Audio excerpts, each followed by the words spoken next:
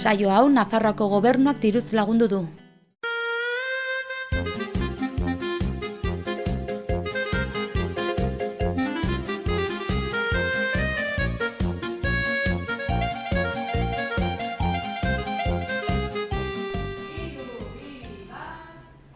Arratsaldeon eta ongi etorri Sudurgorrira. Humorea, ironia, autokritika eta giza satira duen eta batzen dituen saiora. Gaur, lehenengo aldia, gure zirikatzaile berria daukagu, Martxelo Sotez. Arratsaldeon. Arratsaldeon. Aber zelan gaur gurekin, kuriosidadez jakin aldiz, bai. Bueno, ondo pasatzen dugun, ezta, beltzat? Saiatuko gara, nik dudan kamisetarik telebizioena jantzi dut. Oso ondo. Ez dakit, jende gazteak ez dakite ze hori da, gupaik gudan horakidu. Hori da, oso ondi. Bueno, eta gaur daukagu gurekin beti bezala, Fernando Agustegi. Arratsaldeon. Eta gaur gure gonbidatua da, Mikel Taberna, arratsaldeon. Arratsaldeon. Ea aber zelan egoten zaren gurekin, gustura. Urduri etorri naiz, Urduri? Ez dakit. Lasai, hemen eta bai, pensa izerritan nago, Zu nahi duzuna esan alduzu, azke zaude, esateko edo gauza, ez daukagu romborik, kartara justea bezala. Lehenbiziko aldia harratu dute ez, urduri egotekoa dela, ez? Bakizu, ilusioz, kezkaz, hartzen da lehenbiziko aldia. Zuk handik baduzu. Batzu diote mina ematen duela, bertze batzuk zirrara, zirrara barruan egitzea beti da, Urritasuna areagotzen da ezagutzen ditudalako pixko bat ondoan ditudanak. Zu ez, baina... Bueno, nirekin... Azpare, zuera aldera jarriko naiz. Hoi hona da, Nien nahi zirikatzailea orduan lasaiago nirekin. Eta bueno, Amaia, zer kontatzen diguzun eta zer pasatu dan, Arratsaldeon lagun Sudurgorriok eta baita zuri ere Mikel, ongi etorri gurera. Gaurkoan ere gaiez lepo nator. Hasteko zeresan handia eman duen Trumpen lege baten inguruan mintzatuko gara, eta ondoren Europara iristea amesten duten errefuxiatuen gaiari helduko diogu. Estatuari dagokionez, Elizaren irabaziak izango ditugu hizpide, eta Nafarroan berriz osasun arazoak, arratoiak, eta nola ez Sanferminak aipatuko ditugu. Kulturari dagokionez, filmagintzaz hitz egingo dugu eta kirolean aldiz Bilbon ospatu den Red Bull jauzi txapelketaz. Eta amaitzeko, asteko irudiaren eta bitxikeriaren tartea izango da. Hazen gauz, Morro denak. Txerako lan handia, ez? Nik estiu denak hartu. Dena hartu eta pelikula bateko moduen, Bai, Zut estilik izan apuntatzeko. Mantxo, marko dugu. Mantxo, Banan. Hori da. Eta bueno, guazen aztera, zugatik daukagu kuriosidade handia, gauza asko galdetzeko. Bueno, galdetu. Galdetzea libre. Libre da, eta gero jazuk esango duzu ez, nahi duzuna. Biologia ikasi zenuen eta segituan hasi zinen ez, literaturako munduan zelan izan zen hori. Zergatik biologia. Bueno, izan dut nik uste dute beti jarraitu diot nire gogoari edo nire bihotzari edo maiten dituen gauzak egin izan ditut. Eta egia errateko biologia ikasten hasi nintzen, natura eta maite nuelakoz, eta oraindik ere ala maite dut, eta zerra jarrigarria iruditzen zait, eta beti karrera egin nuen, ez dut uste askorik ikasi nuenik, baina ez zidan hala ere jakin mina kendu, eta oraindik ere segitzen dut jakiteko gogorrekin. Dena dela, ikasten ari nintzela, Iruña etorri nintzen herritik, eta euskara erdi galdua nuen. Orduan, euskara... Ez du ematen, aspaldio kontu egira. Eta, hori ere oraindik ikasten ari naiz, egia, zinez. Eta orduan, hasi nintzen galdua nuen euskara berreskuratzen eta osatzen. Eta, horre ere, emozio handiz eta gogo izugarriarekin. Eta horrela hasi nintzen, lehenbiziko euskara irakasle izan nintzen zenbait urtez, 10 urtez edo horrela. Eta gero itzultzaile lanian aritu naiz. Eta bietan, hori euskal zaletasuna ere azpian zegoen, lanbideak ziren, baina azpian zeuden. Eta tarteka ere zerbait idatzi egin dut, hori egia da, literaturan edo sartu aldi batzuk egin ditut. Itzultzaile izatea oso zaila izan behar da, ez? Ardura handiko, ez? Ardura handiko zerbait Bai. baina lan guztiak bezala oinarrizko zerbait behar duzu eta gero ariz ikasten duzu. Beti ere, itzultzaile izan, ez interpretez naiz izan, ez dakit. Hori oraindik ez, baina bueno. Hori ere uste dut ikasi nezakeela, baina ez dakit oso doai bereziak dituen horretarako. Baina tira, dena denez, ez zaitokatu eta ez dut egin hori lan hori. Eta bertsolaritza ere maite duzu, eta egon zara gai jartzaile, ezta? Batez ere, Nafarroako bertsolaritza txapelketan, ez? Bai. Euskal Herrikoan ere, Euskal Herrikoan. Bai, hori, Euskal Zaletasunaren, erreka horretan sartuta, bersolariak esartzen ziren eta bersolaриenganako miresmena edo, aipatu nitzake istorio batzuk. Eta 80ko hamarkadan hasi nintzen, sartu nintzen Iruñeko berso eskolan.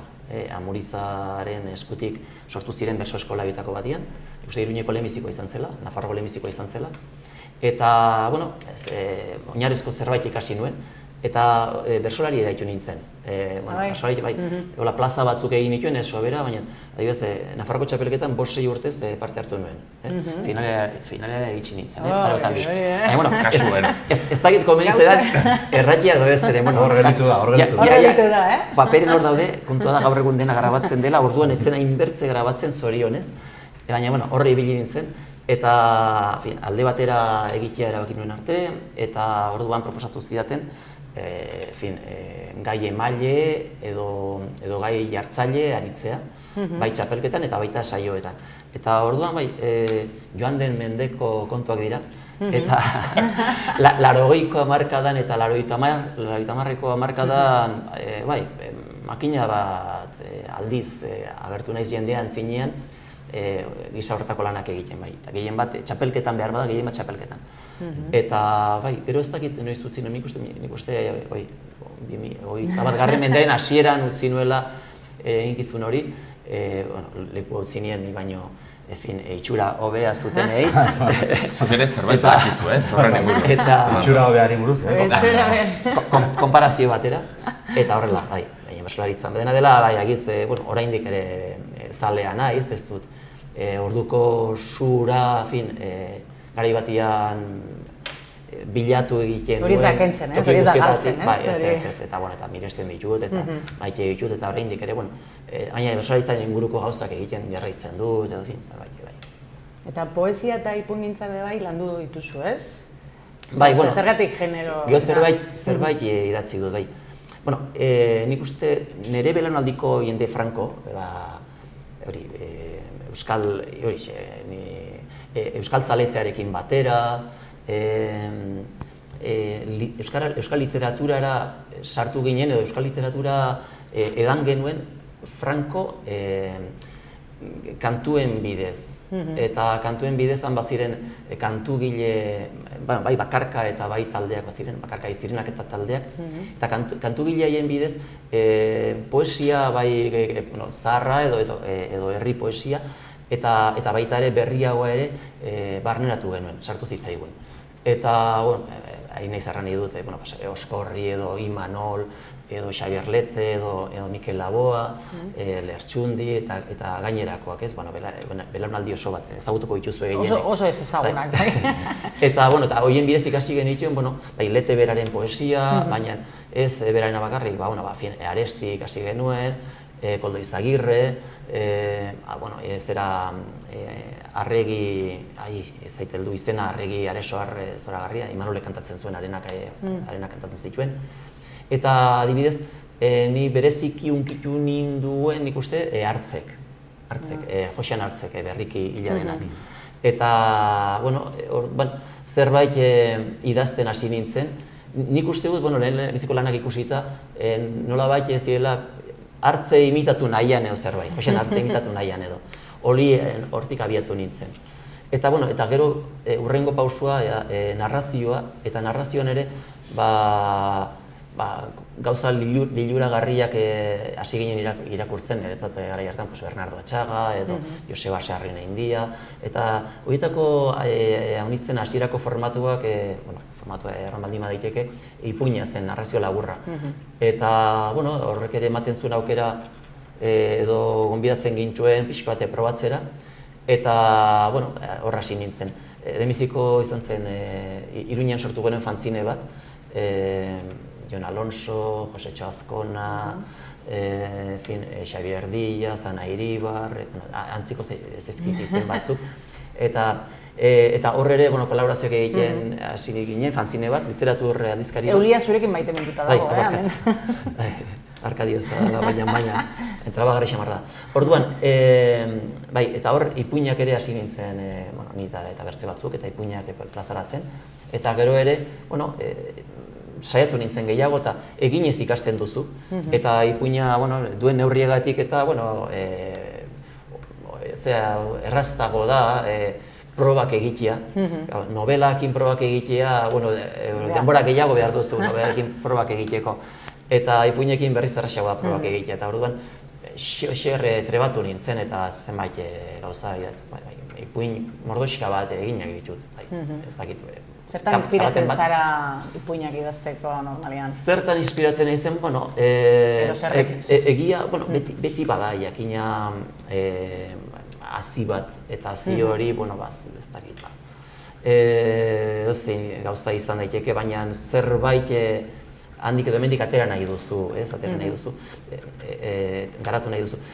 Gauza desente egin nituen, historia hurbila kontuan hartuz.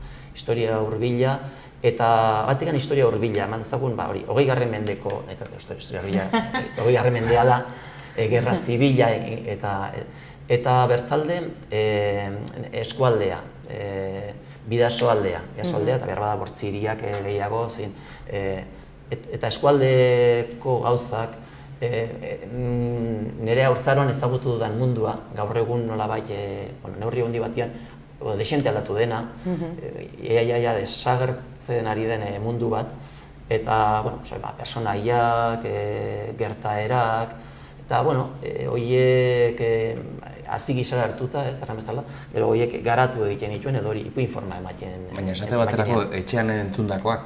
Etxean entzundakoak ere, bai, etxean entzundakoak, desente. Ama oraindik bizirik dugu, 83 urte beteko itxo urten, eta buruak itzongi du, eta hori amnistan aipatu du, nire Andriak eta Reinado esperto dago, beti aipatzen dut, baina egia da, ama informazio iturri izugarria da. Hori probestu. Makina gauza kontatzen du, eta badaki, eta bere oroimenaz fiatzen naiz, badakizu oroimena erratzen dute gauza engainagarria dela, ez baita dena... Literatura ere, bai? Hoi da, orduan segurazki berak oroitzen duena, gero bere galbaitik pasatzen da eta niri iristen zait, eta gero nik hartzen dut hori, eta horre ematen dut bertze buelta bat, bertze itzuli pordi bat egiten dut horrekin, eta hortik sortzen dira gauzak. Gauza batzuk, ez denak, baina, Antzerkiare bai egin duzu, ez? Hoi da, aipatu behar dizuna, ez? Hazia ere aipatu duzu Arretik hazia, ez? Bai, antzerkiare egin dut, esperientzia izan da, baina dena dela, antzerkia orain dela urte pare bateko kontua da, oraindik biziri dago gainera kontu hori. Zera, harritik hazia antzerkia, herri antzerkia, beran egin genuen, eta hori, eskualdeko zenbait jendek parte hartuz. Herri antzerkia zen, gehienok ez ginen profesionalak, ez ginen horretan aritzen. Eta hartu genuen bertako hizkera, bertako historia, 36ko gerratik hasita gaur egun arte. Eta horre gidoia egiten parte hartu dut. Baina hor hartu naiz, antzerkia bertze zerbait dela. Liburu batean edo testuak badu, testua da, baina antzerkian testua da parte bat, antzerkia zerbait arras diferentea da, ez? Eta izugarria iruditu zaite, nolako eragina izan dezaken, bai taldekideen baitan gure kasuan, auzolan bat izan da, eta izugarria beratsa izan da, gero herritarrentzat ere bai, edo ikusle izan diren ikusle, ibile gara Gatarrabian ere eman dugu, eta Arantzan eman dugu, eta beran zenbait aldiz, eta ikusleentzat ere bai, eta gauza haitz importantea. Berriki irakurri dut antzerkia politikoa dela eragiten duenagatik edo izan daitekeela. Eta, bueno, eta hemen sudurgorriak dituzue, ez? Eta sudurgorria dau.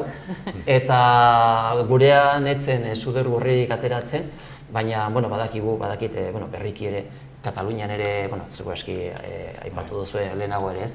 Sudurgorri bat sudurran jarrita, nola aldatzen den espazioa eta ingurukoen pertzepzioa, ez? Persona horrengana, ez? Eragina, ez? Eta antzerkiarena, ikaragarria izan da. Esperientzia zoragarria, eta oraindik ez da amaitu zeren, harritik hasia, orain izan behar du jarraipena, Arantzan, aurten... Hasia landatuko. Nire herrian, Arantza. Hori da, Ni Arantzan zure herrian, Arantzan. Hau estrenatu gona Iazko uztailaren 15ean. 21 batean. Eta aurten, uztailaren 15ean, Arantzan, sortuko da emakumearen oroimenaren baratzea. Eta orduan, eta horrek jarraipena izanen du, izanen da leku bat, non jendeak, non erein nahi diren, edo aurkeztu nahi diren, emakumeen historiak, historia ahantzia.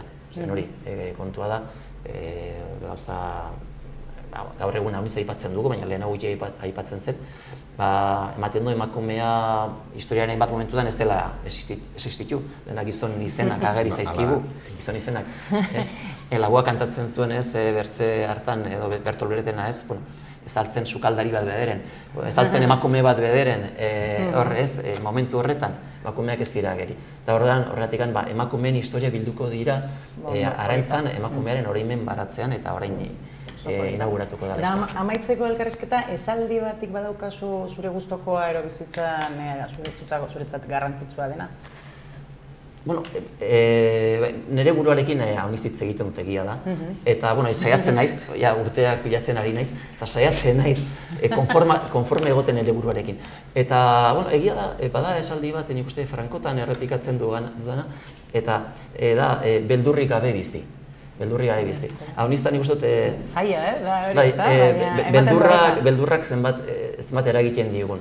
Erabaki bat hartzeko unean, jende aurrean agertzeko unean, zerbait plazaratzeko unean, eta, egia da, kontuan hartu behar dela, honek nolako erantzuna izanen du. Baina, horrek ze ondori izanen duen eretzat zerbait. Baina ez dadila izan beldurra sobera handia eta egin dezagula benetan egin nahi du genuken maitasunaren aurkakoa dela, ez da? Beldurra, ez? Hori izaten dute, ez? Aliteke. Mugatzailea. Horrekin geldituko gara, gure ikusle izango diogu, beldurrik gabe, egotea, edo beldurrik gabe izatea, eta goazen aber Amaiarekin orain, aber munduan zer gertatu dan, aber Amaia. Mundu zabaleko gai batekin hasiko naiz. Estatu Batuetara goaz hain zuzen. Izan ere, familia etorkinak banatzeari uzteko agindua sinatu du Trumpek. Hau bai dela beldurgarria. Eta pailazo aldi berean ere bai. Igual horregatik ematen du beldur gehiago. Bai, ez dakizulako... Trumpi buruzari ginen, ez da? Ez dakizu non agitzen den bere papera, ez? Pertsonaia. Pertsona eta pertsonaia, ez? Baldin badaude bi. Eta hiru. Gainera, bitxia da, ez dakit egia den, baina uste dut, Trumpen ama ere migratzailea zela. Hori da, Eskoziakoa. Hori irakurri dut. Eta aitona Alemaniarra, eta Estatu Batuetan danak dira. Migranteak Sioux eta Apache eta horiek enduta, Arapaho eta horiek hangoa dira, baina gainerakoan... Trumpek esaten du, ez, baina nire ama oporretara zijoan, ez? Eta esaten dute, ez, berak zekien Estatu Batuetan nahi zuela bizi. Hori da, immigrazioa.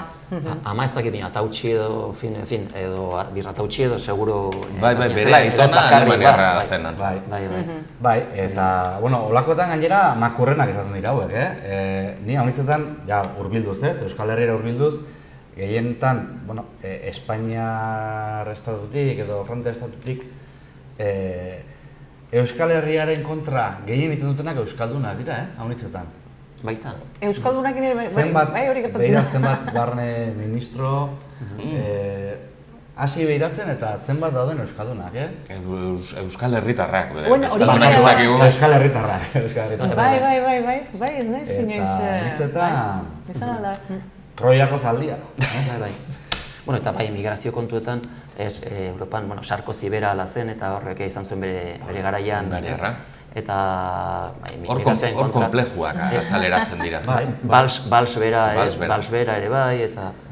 Hitler ere, ez? Hori da, Hitler ere bai. Europara goaz orain, Italiak berriro ere portuko sarrerak itxi dizkio 224 errefuxiatu erreskatatu dituen gobernuz kanpoko erakunde baten ontziari. Kremaiera jarri diote botari, ez? Italiko botari. Katiuskari. Migratzaile mota bati, ez? Jartzen zaio kremaiera, ez? Eta, honitzetan aipatzen da, kirolariak, futbolariak, ez? Horiek ere migratzaileak dire, baino, horiei... Arrazistak, klasistak dira batez ere. Ze kimikoak, pianistak edo futbol izarrak baldin badira, orduan jartzen dituzte baita euren selekzioetan, euren ereserkiarekin, Fratelli d'Italia eta bandera eta guzti. Bai. Bai, hori beti gertzen da. Ijitokin berdin gertatzen da. Aberatsa baldin bada, ez da oki da hori. Azken zer da, ez? Arrazakeria, xenofobia ez desistitzen, ez? Klasismo, lotu, ez? Klase sozialak, bai.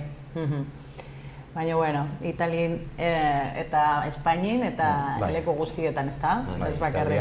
Kendu Italia, jarri beste leku bat. Horrein, Austrian ere badago beste zoro bat.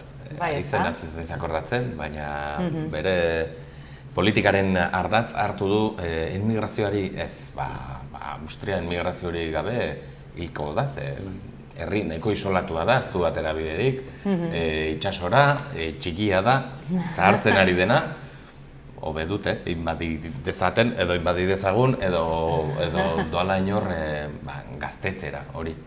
Hombre, nik uste dut sekulako kontua dela, ez, immigrazioana, baina konponketa bat edo soluzioak edo politikak aldatu behar dira nahi, eta ez, nola sortzen den, zergatik sortzen den, eta nork bultzatzen duen, eta nola erantzun behar zaion, ez.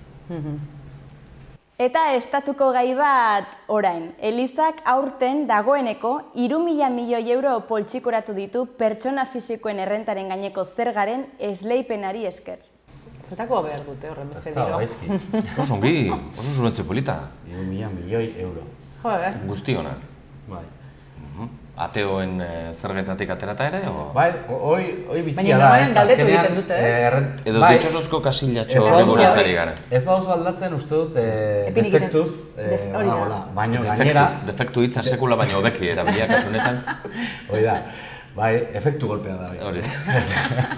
Eta hala ere, estatuak ematen dio, ez?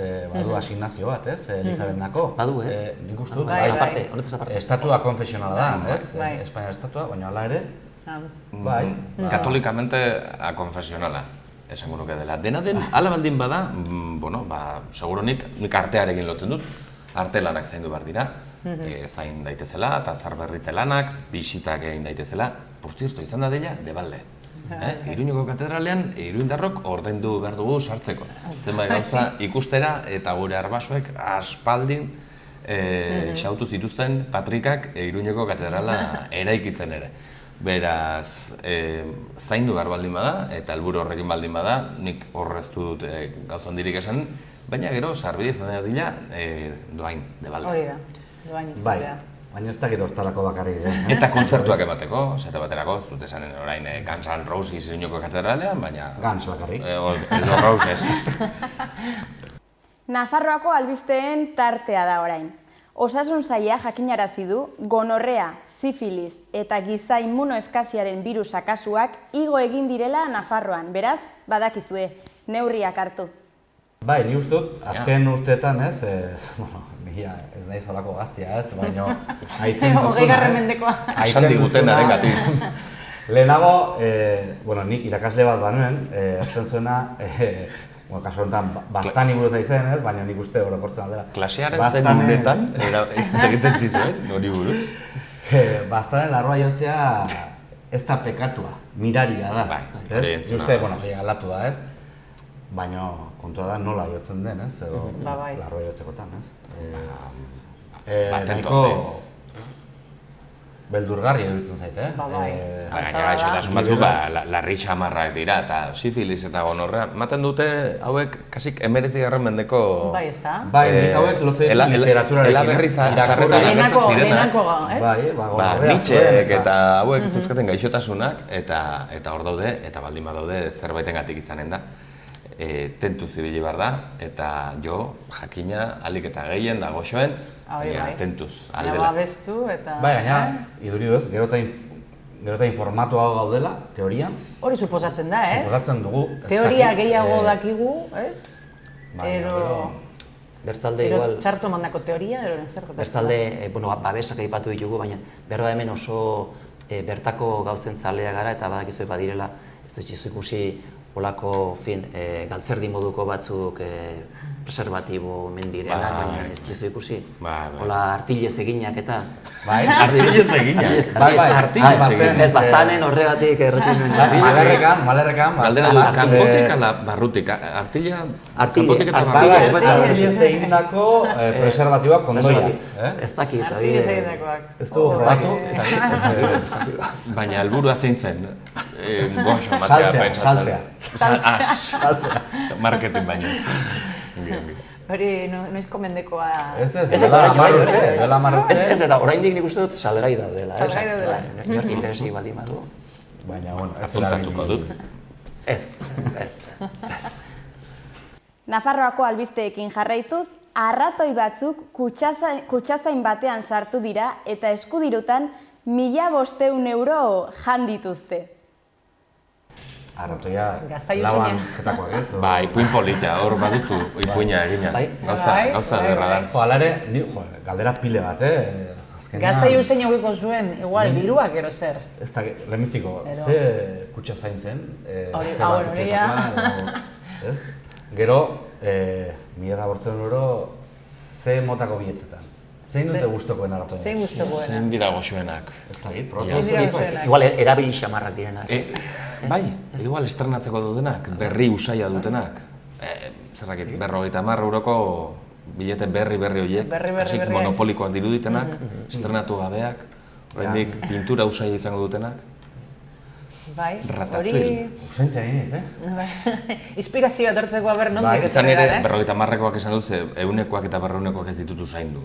Eta bortzenekoak mito bat, Hori beste mito bat da. Hori existitzen da. Hori den Nik miraria uste da. dut, oie bakarrik agertzen dituztela, ez dakit, kokaina edo agertzen delaik edo arma trafikoa... Nongi ordenatuta jartzen dituzten horiek, ezta? Horiek, atratzen dituzte begira. Haze txukun uzten duten dena. Ni behin ikusi nuen bat, Benetan, baina, pelikula batean. Ez.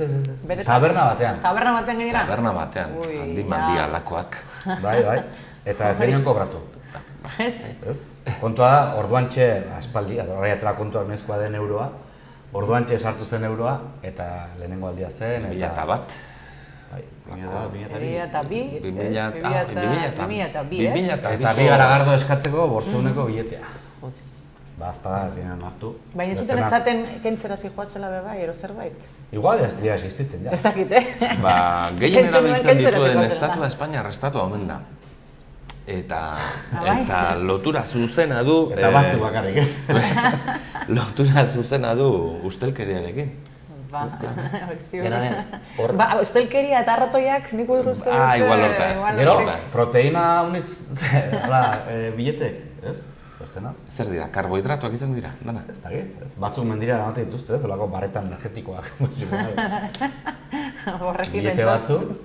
Dena dela honek jotzen du, bada esaldi ospetsu bat, ez lehenengo segurezok ere irakurri duzuela, ez dugut erratzen zuten, nola naturaren kontrarik garen eta naturaren ondamendia, ematen du bulkatzen ari garela,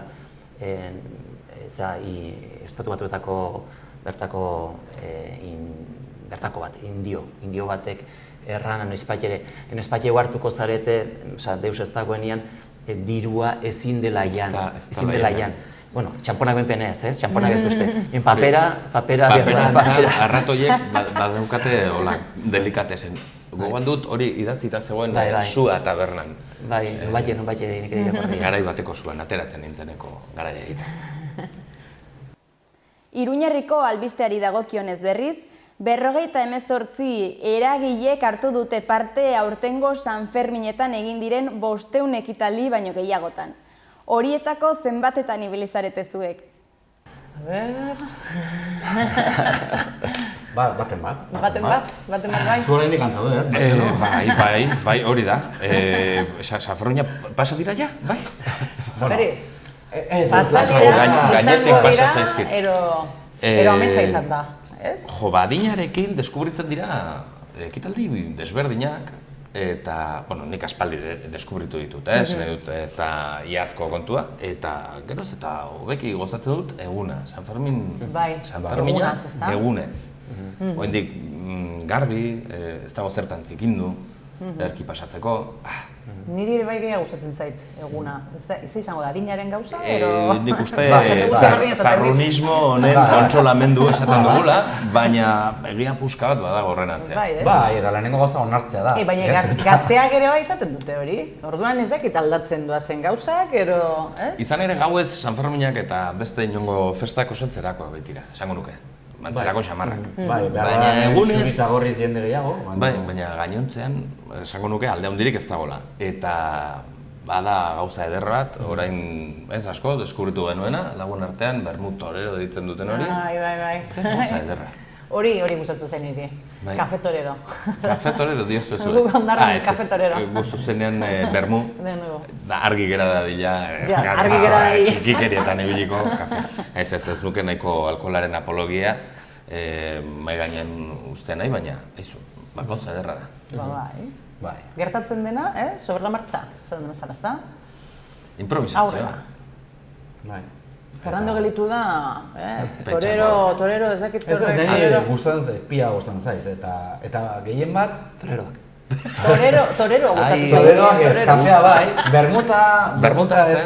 Bueno, bermu ez da soilik edaria baizik eta espiritu bat, Ikeragarri gustatzen zait. O denbora luze xamar bat. Ikeragarri, bai. Fase bat, esan dezagun, egunaren fase bat. Merendua bezala, ez bat, bermuta. Bai, zoragarri da. Eta kulturaren tartea da orain. Nafarroan gero eta film, europar eta ipar-amerikar gehiago ekoizten dira. Paisaia naturalak direlarik erreklamatuenak. Bai, gero eta, gauza gehiago egiten dira, hemen, Nafarroan. Bai. Pena kosta falta zaigula. Egungo erkidego azari naiz. Bueno, hori ordenagailuarekin egin dute, itxasua eta listo. Bai, ondarriri berreskuratzea falta. Bai, izen ez bederen. Bueno, orain, ez dut komisiorik kobratzen, baina baztanen jarriko dute halako errodai enpresa bat. Bai, ez? Gero eta gehiago egingo dira. Zenbat egin dira baztanen, ja, egin dira... Bai, ni Zorginekin beteta zaudeteta. Dolores Redondoren elaberria direla. Bakas. Bakas. Da zerren egiten zenuen? Hiru aldiz hil ninduten. Hiru aldiz? Bakarrik? Katuak bizitza ditu. Belar gaiztoak badu, eskola du. Da zergatik hiltzen zizuten? Txartu Aurra portatzen zinen? Momentu okerrean, leku okerrean ningola. Ez bakarrik. Bai, Nafarroa osoan, ez iparraldean. Bai. Orain dela gutxi bebai egin zuten, Terri Gilian egin zuen bebai... Onkixoteren zera bat. Galipentzun egin zuen, eta, bueno, gero eta gehiago egiten dute. Historikoki egin izan dira, gogoan dut Robin eta Marion izeneko pelikula zahar bat, Artaxoako gazteluan zerkoan. Egin izan dira, edo Paton Urbasan. Paton hori da. Patxilapionek idatzi zuen. Feriatzaile. Hemen izan gurekin. Falta zaigu bere koktela probatzea. Paton koktela. Paton. Gogoekin geritu ginen ez da. Bai, Nafarroa argi dago, diru kontuan ere bai, produktorei eta ekoizlei bai ondo tortzen zaiela, bai. Ez da bakarrik paisaia kontua, Oso paisai desberdinak daude, oso tarte txikian. Hori dirua da berenako. Bai, hori da. Kirol albiste bat orain. Red Bull jauzi txapelketa ospatu da Bilboko Salbeko zubian, eta irudi ikusgarriak utzi dituzte. Hona hemen jauzi ikusgarri horietako baten bideoa. Ausartuko zinateke zuek?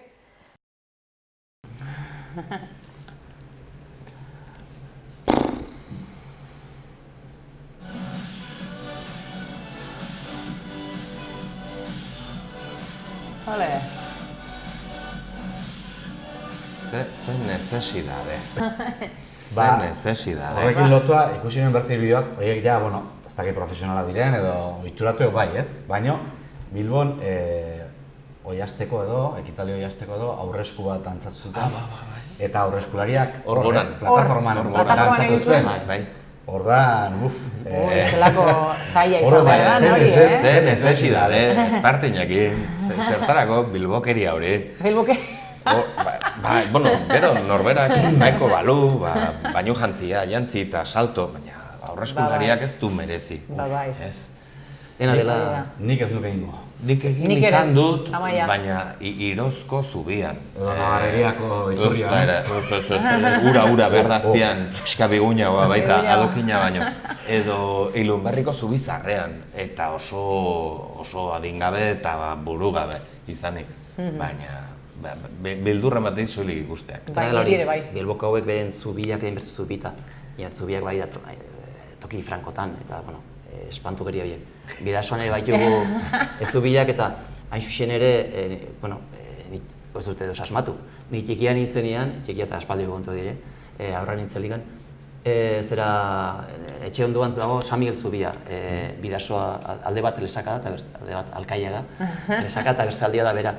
Eta handikan salto egiten zuten herriko gazteek, eta hori baino zirraragarriagoa zen orduan eta zen 1970 zen, eta larru gorritan salto egiten zuten.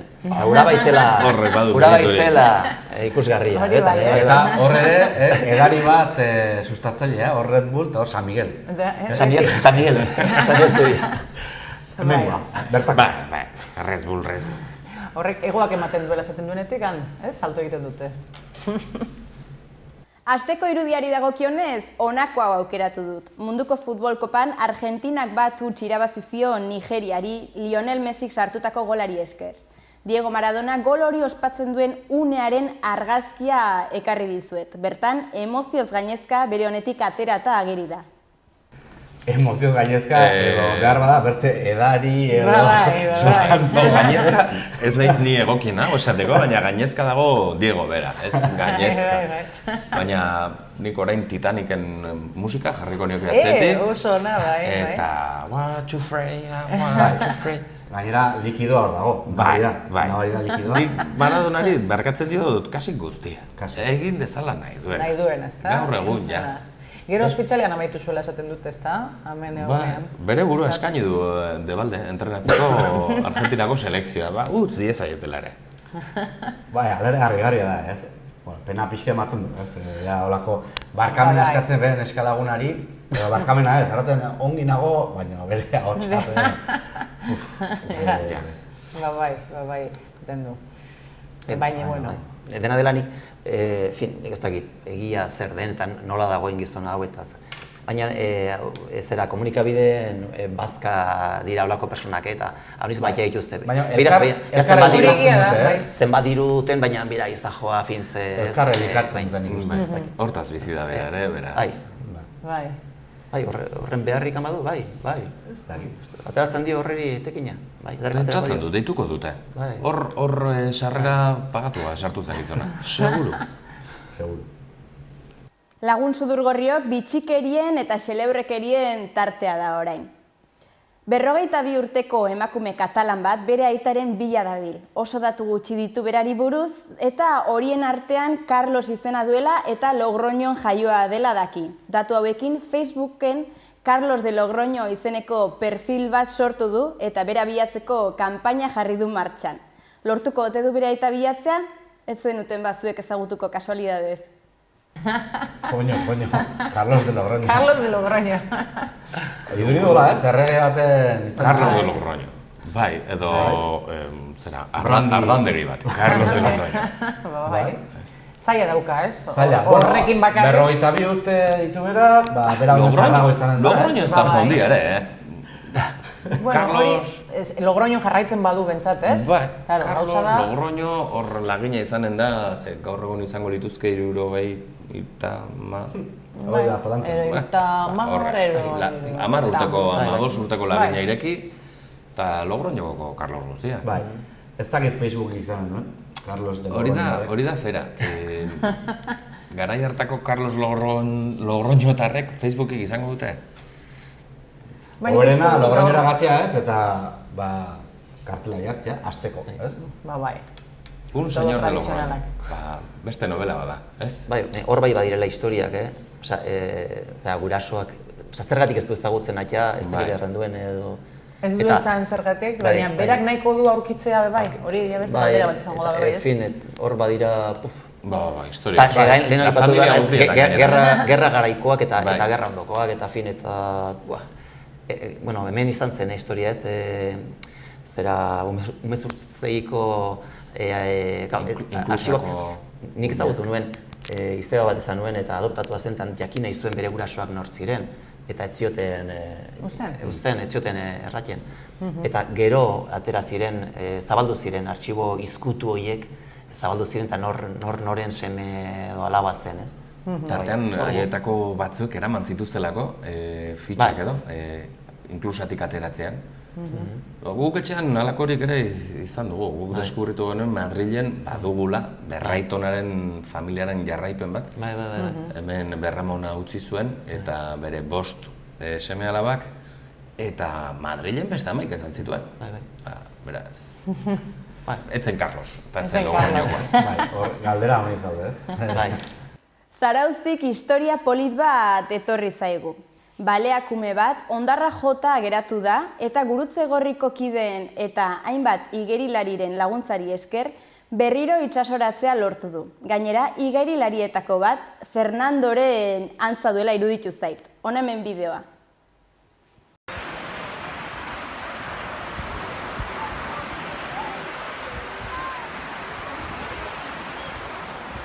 Una ballena que acaba de llegar a Zarauz, se ha quedado ahí.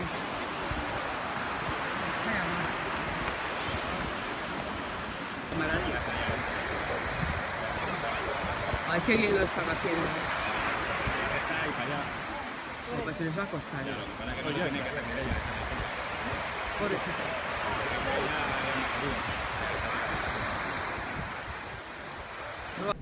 Nik balekumeari azan joan erantza. Bai, zera. Fernando, zu gure eroia zara. Favorez, gorrituko nahi. Eskerrak zarautzera llegatu zen eta ez horiora, Ze horio, dokumentatua dago. Egiten dizkizute Ez, balea, engatzen diot. Igual, ez dute salbatuko. Eskerrak. Da zelan joan zinen bertara, ero zelan izan zen konta pixka bat aventura hori, ez? Nik guztaren hor galituko zela. Beti bada norbait kamarakin, Ez que gaur egun ezin zara eskapa. Eta ezin, ez dakit. Laguntza, ni beti laguntzeko presa nago. Beti laguntzeko presa. Ze bale klase zen, kalderoi bat, zertaz? Berdin du. Dana bardinak erazta. Nik ez du bere ezketari egiten. Ez du galdetzen nonde izatoz, nora zoaz, ez. Nik bere intimitatea respetatzen. Gainera, itxasoko gaztu nagoen, persona dira. Persona? Adimenduak dira, nik bozkatzen utziko nik, bale? Eta izurlei eta, Bai, haunitzei baina nire. Horretipa. Eta Zarautz aukeratu zenuen zergatik, ero bertatik pasatu zen? Ba ez, peajean erituritzea ez duen diruik eta sartu nintzen herrira. Eta maleko ira. Maleko ira. WhatsAppa gehien erabiltzen den Europako 4. herrialdea da Espainia. Eta 44ak onartzen du une ora dagoela mugikorrera begira. Ea Nafarren kasuan ere horrela den jakin nahi nuen, eta berara joana ez bertako bizilagunei galdetzera. WhatsAppa gehien erabiltzen duen 4. herrialdeak Europan, eta 42ak onartzen du erabat konektatuta dagoela une oro mugikorrera begira. Zure kasua nola da? Bueno, momentu guztietan ez dut begitzen, bino bai egia da gaur egun nagola eta gaudela nahiko engantxatua WhatsAppara. Bai. Esaterako goizean jeki eta lehenengo gauza egiten duzu? Ez dut egiten lehenbiziko gauza hori priska ibiltzen naizelako, minon behin lasaitzen naizela begitzen dut, bai. Bai, nik nahiko ibiltzen dut bino saiatzen naiz, ez pasatzen. Adibidez, zernatzen naizenin ez da lehenengo gauza egiten dutena, bino bai egunin nahiko aldiz begitzen dut. Pues nik ustez ere bai, altxatu eta hala. Jeki eta lehenengo gauza? Nik ere jekita lehenbizko gauza mobila begitu behar, norbaitek bihalizun mensajeren bat edo zerbait, Eta hori, eta gero lantik gaietu eta baita lehenbizko gauza mobila. Eta hori, adikzio puntua da igual? Ez dakit, igual bai. Nik uste baietz. Eta adibidez Instagram eta horiek ere... Instagram... Ez que es un bizio, azten zara ikusten eta zara gelditzen eta... Eta zure kasun orduan ez zaude adikziorik ez ezula esako zen? Bai badut adikzioa, bai, nik uste dut baiet. Denbora guztin nago, baldin badut tarte bat nago begiratzen aber WhatsAppik baduten edo ez. Bai. Bueno, unibertsidadin eta lanakin eta ez dut behitzen, minio gero igual denbora librin eta bai. Eta orduan nik astebete bat mugikorrak kenduko banizu, ondo egongo zinateke? Bai, ongi bai. Nire ustez hobe igual egonen nintzela, bino sentituko nun biharra igual begitzeko edo izateko. Hasieran nik uste dut egin dela gogorra, eta gero ohituratuko nintzen. Biogia da adibidez izorratzen balin bazaiten mobila egun batin, ja nagola, ez dut mobila, igual idatzi norbaitek, igual ez daitu norbaitek, eta hola. Orduan pentsatzen dut hasierako egunak kostatuko zitzaizkiala, gero ja igual ohituratuko nintzen, baina ez dakit. Da, nik uste dut zaila dela, Hobe izan nintzen. Zamarra zen leheno bezala, deitu itxera telefonoz eta ateri eta jazta. Azkenin, egun guzia tonterik ikusten eta... Eta emotikono asko bidaltzen dituen horietako zeate? Ba, ni kaixo, aio, poko... Aber gabiltzen baden, eta... Orduan zuk ez duzu gehiago irabiltzen? Bai, gehiago ikusteko abertze kuadrillen eta abertze badidu, baina... Kuadriako taldera bialtzen diren gauza dire tontakerik gehiena, eta egun guzia azkenin ikusten gauzak, ez dutela importantzirik ganez. Zertzara emotikonok erabiltzen dituzten horietakoa? Ez ditut sobera erabiltzen. Batzutan bai, despeditzeko emotikon horiek eta jazta. Bai. Eta ahots mezuak edo idatzizkoak? Normalin ahots mezuak, delako pinpan bialtzeko bezala, bai. Emotikono asko bidaltzen dituen horietakoa zea? Ez, ni ez. Bino nire inguruko batzuk bai, hau niz. Eta ahots mezuak edo idatzizkoak? Hau niztan ahots mezuak. Ze da hau nitzez komodogua eta nahi bazu zerbait luzia errando, hortikan hobe. WhatsApp talde asko dituzue? Sobera. Sobera bai. Eta pesatu asko dago du? Bueno. Bera. Igual bai, ez dakit. Bai, batut, 8 bat ole izanen ditut, bai. Bai, nik uste baiet. Eta hola, pesaturen bat alde egin behar izan duzuna? Baitare, bai, bazegon talde bat, talde horretan ginen ikuste dut herriko jendea unitz eta mundu guziari zen idazten tonteriak eta orduan erabaki non ateitzia talde horretatik, bai.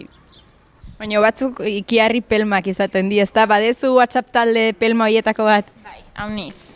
Unibertsitateko lagunakin eta batzutan silentziatu eta jazta bino, batzutan da sobera.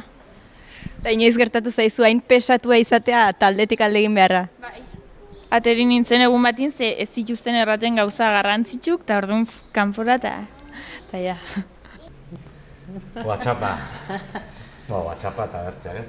Daganak ez? Ez bakarri WhatsAppa, klaro, ja da bai, mundu bat, Onartzen dute, begotasuna bentsat bai. Bautela ez? Ni uste... Zan dute adizioa ez? Hau nitzek dugu edo ez? Onartu edo ez? Nik badut, bai.